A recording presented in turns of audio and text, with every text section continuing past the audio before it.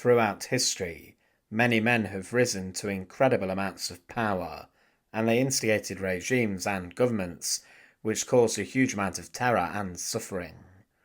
These men were known as dictators, and they began wars, purged their populations, and brought huge amounts of brutality to everyday people. Some of these men had very rough and terrible ends, as their people had enough and turned against them. Their violent deaths are often seen as turning points in a nation's history, in which ordinary citizens or rebels take revenge against the tyranny that they've been subjected to. But what happens when people turn on their dictators? Though not always described as a dictator in the modern sense, King Louis XVI of France embodied absolute monarchy. He wielded near total authority, but by the 1780s, France was in a deep crisis. Food shortages, war debts, and social inequality fueled revolution. In 1789, the French Revolution erupted, stripping Louis of his unchecked powers. For a time he remained a constitutional monarch, but his attempt to flee in 1791 destroyed public trust. By 1792, radicals declared the monarchy abolished. Louis was placed on trial before the National Convention.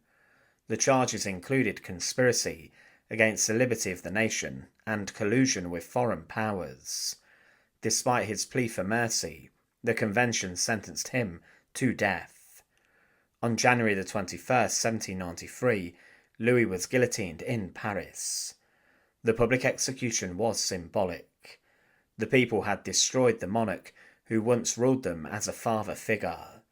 For many revolutionaries, this was justice for centuries of oppression. Louis's death also set a precedent. Rulers could be held accountable, not only by political elites, but by the masses themselves. Ironically, one of the revolution's own leaders soon shared Louis's fate. Maximilien Robespierre, head of the Committee of Public Safety, oversaw the Reign of Terror, where thousands were guillotined as enemies of the revolution. Once a symbol of virtue, he became increasingly feared as his purges grew relentless. By 1794, even fellow revolutionaries saw him as a tyrant. On July the 27th, 1794, Robespierre was arrested. The very guillotine he had ordered so many to face claimed him the very next day.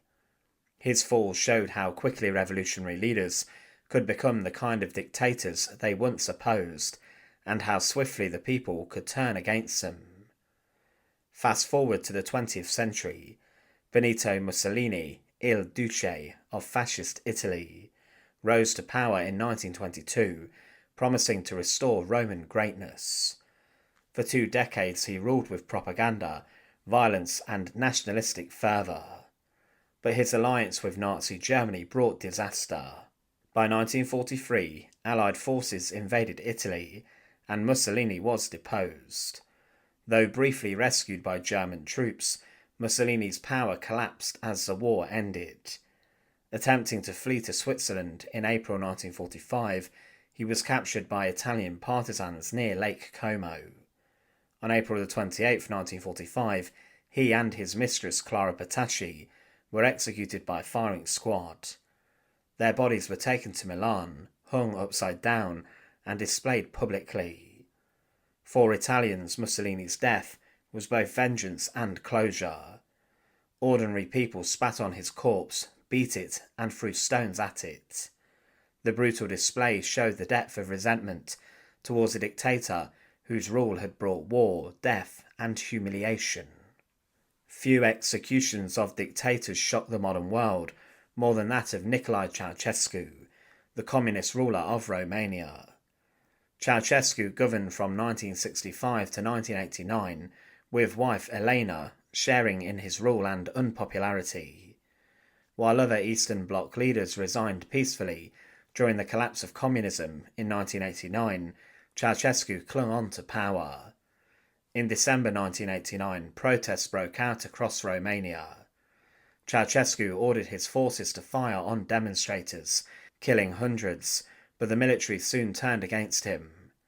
Captured while fleeing, Nikolai and Elena were put on trial on December 25, 1989.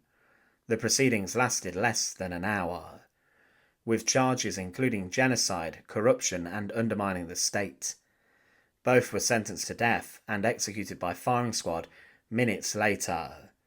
The executions were filmed and broadcast, sending shockwaves around the world. For many Romanians, it was an act of liberation, an end to decades of oppression. Ceausescu's fall showed how swiftly dictators could be torn down once fear evaporated. In Iraq, Saddam Hussein ruled with brutality from 1979 to 2003.